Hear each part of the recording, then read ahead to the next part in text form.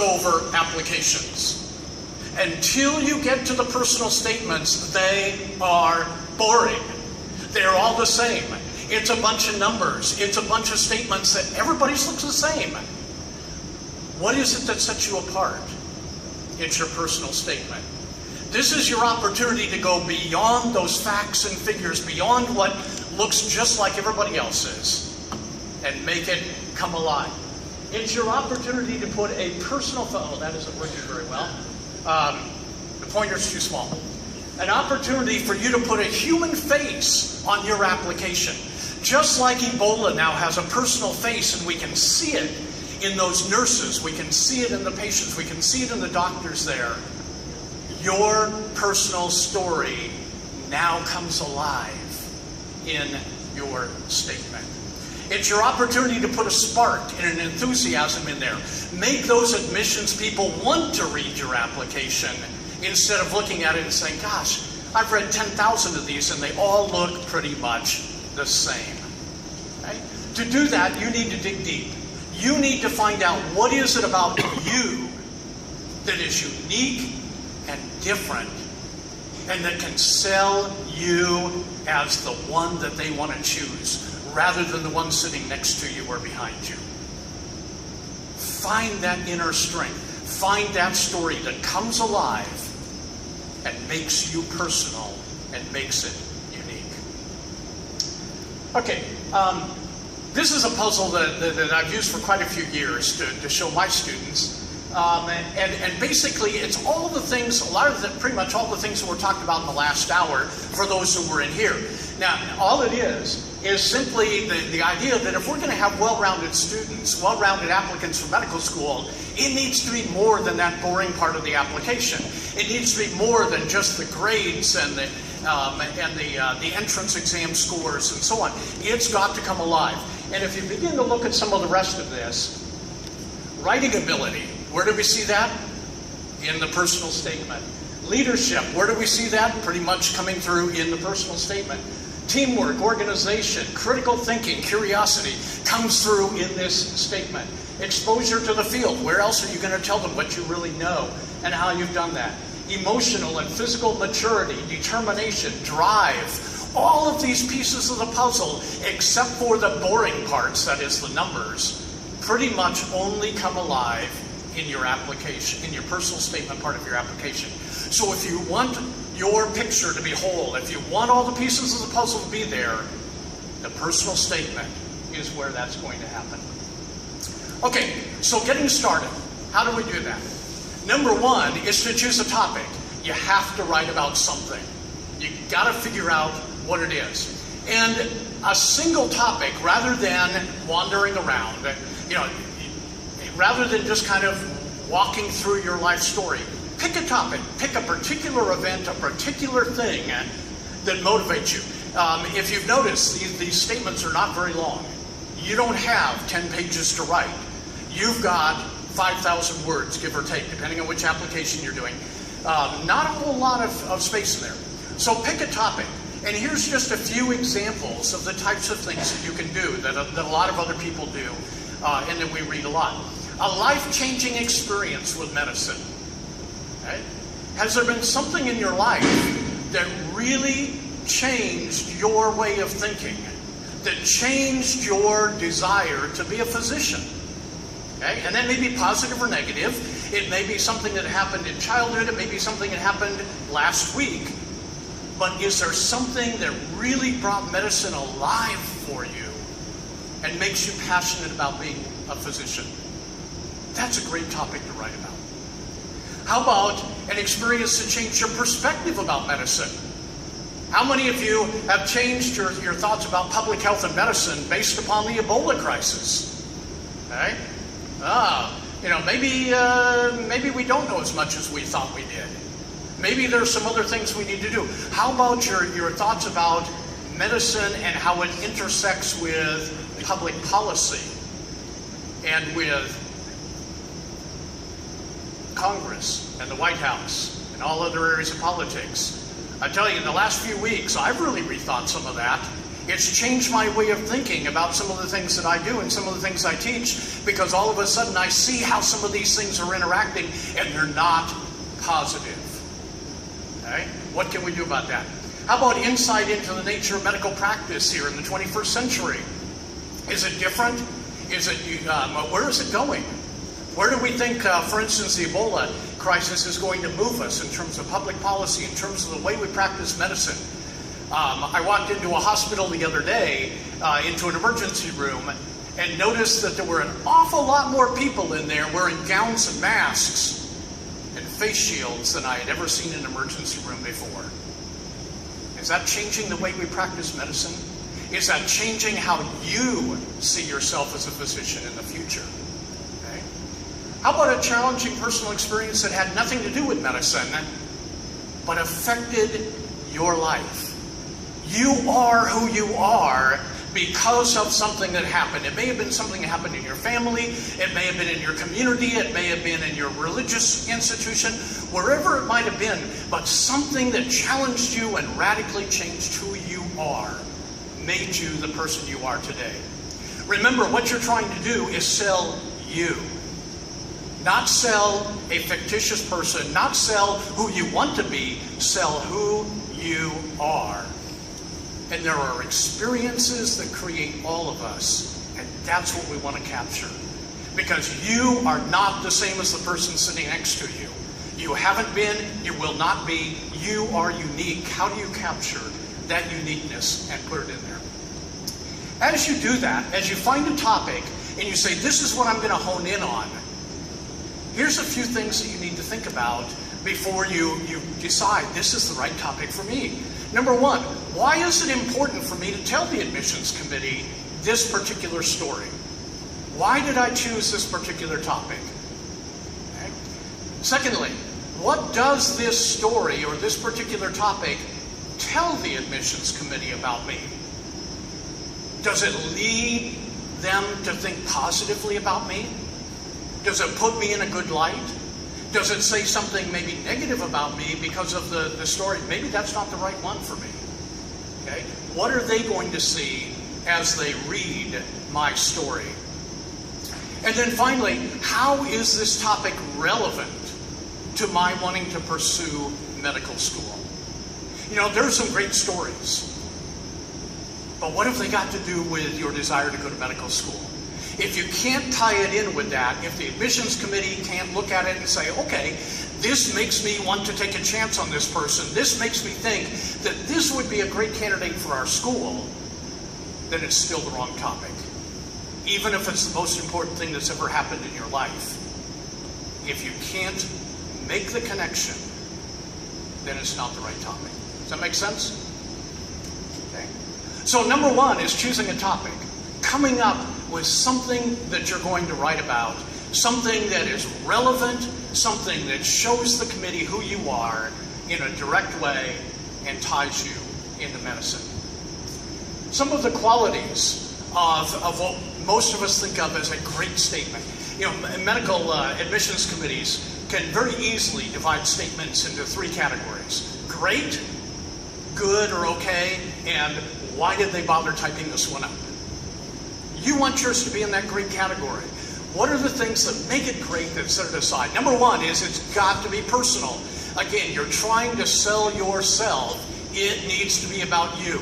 An abstract statement about where medicine is heading in the future that does not involve you is worthless. It's got to be personal. It's got to show who you are. Number two, well organized. Okay? You all remember back in whatever grade it was in school where they taught you how to write essays. And they said you have to have organization to it. And it's got to flow. Well, it's no different here. You need to start with a great opening statement. You need to end with a great closing statement. It needs to tie together. It needs to flow. All those mechanics that you learned in middle school or wherever it was all apply here. Clear. It's got to be clear. Good English. It's got to be readable. It has to make sense. If it wanders, if people can't follow it, it doesn't matter what the content is. It'll get lost. Honest. Don't lie. Don't pretend that something happened to you in your life that didn't really happen, it needs to be honest. Okay? Is it really you? Thoughtful. To be fairly obvious. Unique. You are unique. Don't copy anybody else's. Don't go to some book that says, here are great essays, and just copy one of those, or modify them slightly. You are unique. Make it unique. Because unique is what's going to stand out and set you apart from everybody else. And I put in parentheses medically oriented. Most, probably 80% of all of the personal statements that I've ever seen are medically oriented one way or another. That doesn't mean it has to be. It just means that it's sort of obvious and natural that you tie it in to something medical that's happened in your life or in the community around you. But it doesn't have to be. As long as you can tie it in, it does not have to be medically oriented. Qualities to portray in there. Okay, you want your statement to come alive. You want it to be clear and concise and show forth who you are, but it needs to show more than just a story.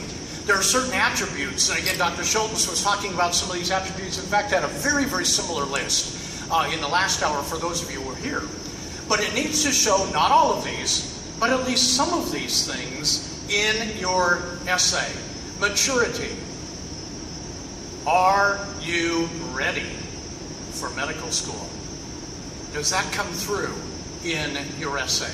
Compassion and empathy, a great one.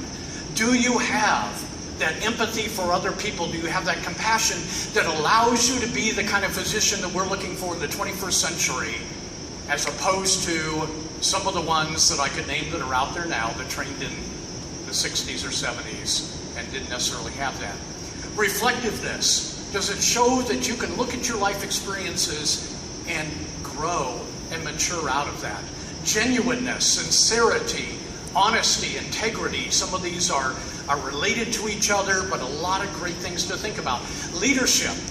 What does it show about you? Physicians are leaders. There's no two ways about that. You are a leader of a team. You are a leader of the community. By virtue of being a physician, you are a leader. Do you have those qualities? And can you show other people that you have them? Clarity of thought, insightfulness, passion. How many of you have a passion for medicine? I really want to be a physician. I want to practice medicine. Can you make that come through in your essay so that as people read it, they see that passion in you? Sometimes we make the mistake of thinking, oh, well, I can demonstrate that when I get to the interview. But the reality is that if your personal statement isn't one that captures them, you may never get to that interview. Let that passion come through. Let that excitement for medicine come through in your statement. Humanity. Right? Physicians have to be real people. Right? Individuality. Realistic perspective on yourself. Positivity. Okay? Not negativity. Positivity. Enthusiasm. Logic. Here's one I like a lot. Distance traveled. And I think Dr. Shelton's used the same one before. Lessons learned. Where have you come in your life? You've come from a place over here. You now are over here. That may be physical, that may be emotional, it may be leadership style, but you have traveled. Where has that journey taken you? And what have you learned from that? Industriousness, persistence, commitment. There are so many great words here that could be used in describing the things that you want to come through. Your ability to relate to diverse people. We need physicians who will work with all of those that they come into contact with. And diversity means many things to many different people. It doesn't mean the narrow band that we sometimes apply to it. I can work with people of different color. It also means different religious backgrounds. It means poor and wealthy. It means urban and suburban. It can mean so many different things. Can you demonstrate your ability and desire to work with diverse audiences rather than just a narrow band? Your insight into medicine, and certainly strong written communication skills. This is your only chance to demonstrate your written communication skills is in these statements. Write it so that it shows you know how to write and communicate. Okay, let's talk a little bit about some of the do's and don'ts. Some of the things you should do as you are writing your statement. Number one, don't wait till the last minute. This is the hardest writing assignment that you have ever had in your life, and it's the hardest one you ever will have. Do it justice. Start early. Give yourself plenty of time.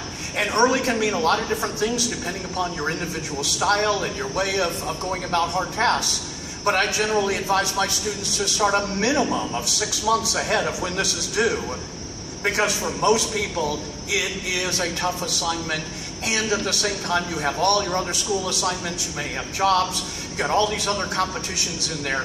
Work on it over time. Give it a single theme or emphasis, as we already talked about. Give those details of that particular theme as you go through. Use concrete examples. Don't be abstract. Talk about you in the concrete. What really happened? What were your experiences? Passion. Write about what excites you. Don't write about something because an advisor or another student told you this is a great topic.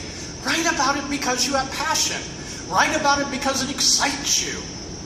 That's when the statement is going to come alive.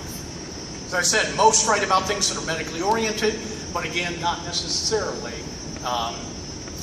the case. Do begin with something attention-grabbing. Your first statement and your last statement need to tie together. They need to be important, but don't drag it out.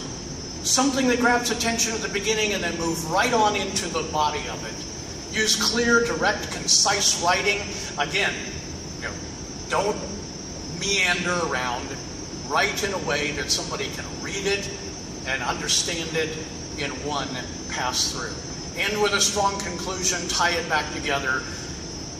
What people remember is going to be the beginning, which gets them into it, and the very ending of your statement. So make those strong pieces. Pay attention to emotions.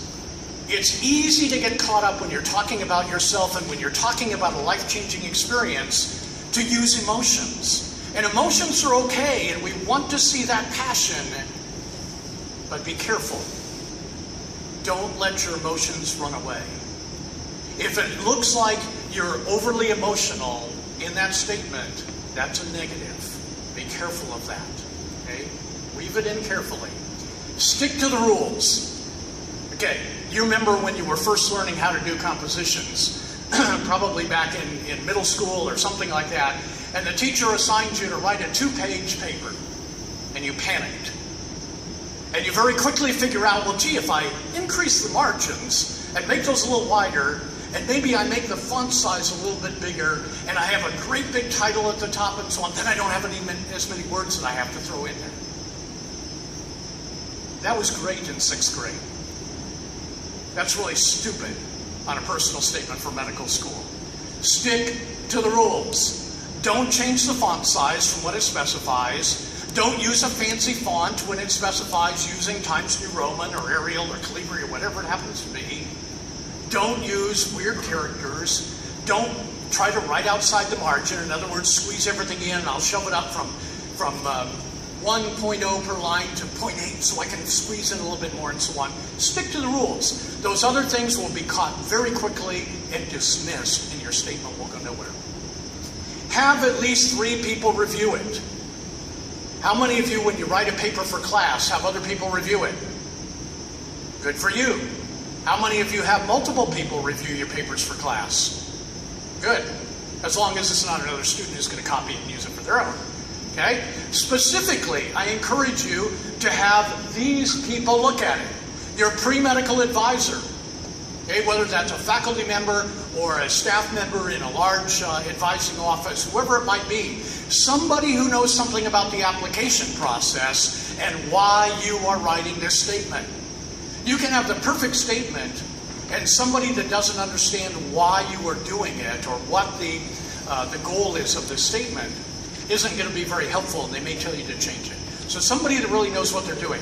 Number 2, because most advisors can't do this, somebody who understands English construction, okay? An English major, a professor, somebody who knows something about editing and correcting. Not to change what you're saying, but to help you catch those phrases that aren't complete, the run-on sentence, the lack of a period or a comma, those kinds of things where you need to be very, very cautious and careful.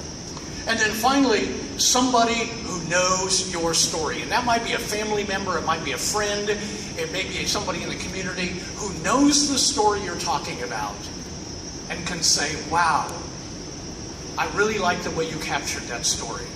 Or, you know, you forgot this part of the story. I remember when you were doing this, that this key piece was there, and you kind of missed that. And you go, oh yeah, that was an important part, and you go back and put it in. Okay? Those three people, I think, really help to make this come alive. And then finally, do revise, revise, revise. And that's what you do with all your papers, right? Except the ones you write the night before they're due. Go back and revise. Look at it again. Revise it. Give it to somebody else to read. Revise it again. Don't turn it in on a single draft. And proof it carefully. I can't tell you the number of admissions people who have told me that they tossed aside statements because there were grammatical errors, spelling errors, simple things like that.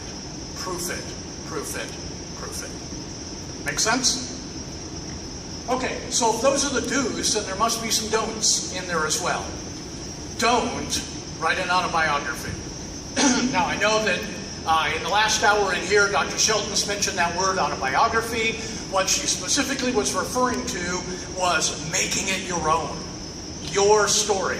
What I mean by an autobiography here is, I was born in a log cabin, I went to first grade, and, right after I was toilet trained, and running through your whole life story. First of all, you'll never get that in 5,000 words. Second of all, who cares? Pick the important story instead. Try to impress the committee. What will bring me alive? What is my story? What can I put in there that's truthful and honest? Okay, no embellishments in there, but what can I say that will impress him? Do not use cliches. Do not use cliches. The number of medical school applications that begin with, gee, I've always wanted to be a doctor since I was a little girl, simply increase the number that go into the forget it pile. Don't use those cliches. They've heard them. They've heard them a million times. Or I want to be a physician because I want to help people. Gee, I hope so. Why are you wasting your time putting that down there? Okay? Everybody else knows that. What is it about you that is different and specific? Don't lie or exaggerate. Obvious. Don't use too much detail. Remember, they are reading thousands and thousands of these, and you've only got a limited space to do this in. And what are the details that are important rather than just fill in details like you might have used in 6th grade? Don't use the I word too often. Obviously, if you were writing about you, it's pretty hard to do that without the I word in there. But every sentence shouldn't be I. And it shouldn't be a list of, I did this, and then I did this, and then I did this, and I did... That turns people off. Weave that in, but weave it in sparingly. Here's another phrase that you should never, never, never, ever use. I am special. You don't see many medical applicants like me. Yeah, they do. And they see that phrase over and over again, and that's become a cliche. You are special. We all know you're special. You don't need to put that on there. Okay? Tell about yourself. Don't be a victim. And this one can be especially difficult because sometimes our personal stories involve us being a victim. And out of that experience of being a victim may be the desire to then do something with that and become a physician and help to overturn whatever caused you to be a victim. But if you start your story and weave through there, I am a victim, poor me, woe is me, you're going to lose your audience. Talk about the experience, but don't talk about the victim mentality that got you to where you are. Does that make sense? See that difference? Okay? Don't make excuses. This is not a place for you to say, well, gee, I know I have low grades and so on, but it's really somebody else's fault, and I had to do this and that and so on. There may be a place to describe some of that in there, but describe it in a positive way. Don't do it as an excuse for why the rest of your application doesn't look the way you want it to be. Don't lead with a quote by somebody else. I don't want to read what somebody else said. I want to read what you say and what you think, not somebody else. Don't use vocabulary words that you don't know. Oh, wow, here's a really cool word. It looks big and fancy. I'll throw it in there. No, because it becomes really obvious when you're reading through there, and an English teacher would tell you the same thing. They'll pick it out real fast, that that word does not fit with the sense of what you're saying, the who you are, and all of a sudden this is thrown in. It shows that you're being insincere. Don't be too controversial. This is another tough one. Sometimes politics and religion are very important pieces of who you are. But be careful how you use those, that they do not become a negative or do not become a point of contention where a reader is going to look at it and think that you are off on some left field or right field, and that you're not going to fit with the type of people that they are looking for in their medical school. And finally, don't make negative statements unless they are an essential part of your story. Don't go, making comments about how the federal government has messed up the Ebola crisis. Even if you believe that, unless you're going to turn it around and talk about the positive that it led you to and how it's going to help you to become a better physician. Okay. All right, so there we had some do's and don'ts. Something about general tone. This pretty much comes from an English teacher. Generate enthusiasm for your candidacy as you're writing. Be honest and sincere.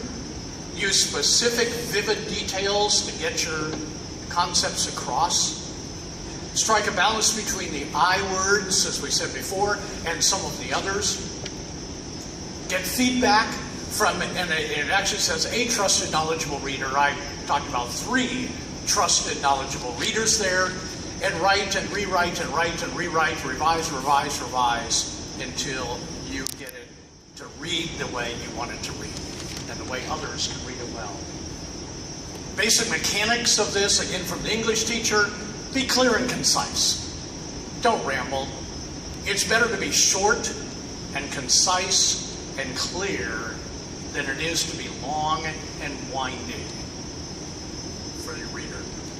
Have somebody, I like this statement, who will not be concerned about hurting your feelings. You need honest people to read your paper. Not your best friend, unless they're going to be critical. Not your parents, unless they're going to be critical. You need somebody who is not afraid to hurt your feelings and tell you, you know what? This paragraph here is a piece of crap. Go back and redo it. It doesn't come across. Okay? Find somebody who will hurt your feelings. They're going to be your best critics there. Okay? And help your reader, your admissions committee, to understand your struggle by writing clearly. Remember that you need an introduction, a conclusion, those kinds of mechanics, tie it back together again. Read your essay out loud, and I find this very helpful. Every time I go to publish something, particularly short pieces, I do that. I read it out loud to myself and I say, wait a minute, that didn't quite make sense. And then I read it out loud to my wife and she says, that didn't make sense. It may look good on paper, but try reading it out loud and see what it sounds like. And sometimes you'll notice some of those things you missed before. Have someone proofread it, as we said before. What if you get writer's block? Well, number one, that's why you start 6 months early. Okay? Don't wait till the last minute, because then writer's block will come up. If you do have writer's block, don't worry about it. Start writing. Don't think about mechanics. Don't think about the story. Just start writing. Put something down. And as you put stuff down on paper and then set it aside, you'll be able to come back to it later and say, well, here's a good little idea in there. Maybe I can take that and develop it. Don't put off starting because you've got writer's block. Start anyway. Okay? Ask others to help you brainstorm. Hey, tell me what you know about my life. You're my best friend. What's exciting about my life? Oh yeah, that's a good one. Sometimes you can get an idea from those friends. And finally, come to your career advisor. If you've got a block, if you've got started and you don't know where to go with it, go to your career advisor. Go to your pre-med advisor and ask for help, and they will set you on the right path from there. Okay, real quickly, we're almost out of time. This is from the Dental Association rather than Medical Association, but I thought it was a very good, concise list. What makes a successful applicant? And we're only talking about one piece of this here, about your personal statement. But I think it's interesting that as you look at this, most of these are things that are demonstrated through your personal statement. Demonstrates a passion for the profession. How else are you going to do that? Except in your personal statement and then eventually in your interview. Balances multiple priorities. If your life has been built on multiple priorities and you're being pulled in 17 directions, that may very well be a good part of your story. How you have overcome that. How you have worked through those priorities and moved forward. Remember that journey, where you have come from. Has a significant role in a meaningful research project? Maybe, maybe not. That may be part of your story. Demonstrates leadership and initiative? Very likely part of your personal statement.